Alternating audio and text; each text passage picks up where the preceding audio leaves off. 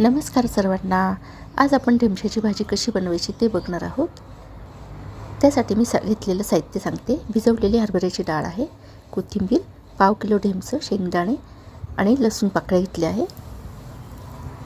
ढेमसं स्वच्छ धुवून मी चिरून घेतले.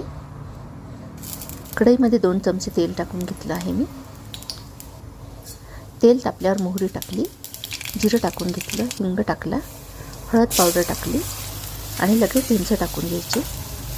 छान मिक्स होतं तोपर्यंत परतवून घेऊ. हरभऱ्याची डाळ टाकून घ्यायची भिजवलेली. 2 ते 3 मिनटं आपण वाफ काढून घ्यायची. त्याच्यानंतर आपण लाल मिरची पावडर टाकली 2 चमचे, चवीनुसार मीठ टाकून घेतलं. मिक्स करून आपण गरम पाणी सोडून घ्यायचे. झाकण ठेवून आता 5 मिनटं आपण वाफ काढून घेऊ. शेंगदाणे भाजून मी साल काढून घेतले. लसूण आणि शेंगदाणे आपण बारीक करून घ्यायचे. आता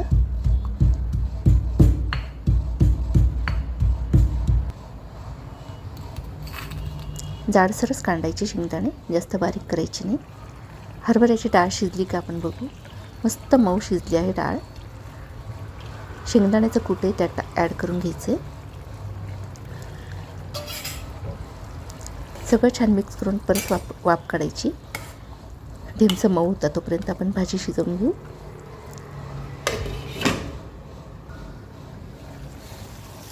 भाजी शिजली आपली. वरतून कोथिंबीर टाकून घ्यायची. अशी भाजी एकदा तुम्ही नक्की ट्राय करून बघा, खूप छान लागते.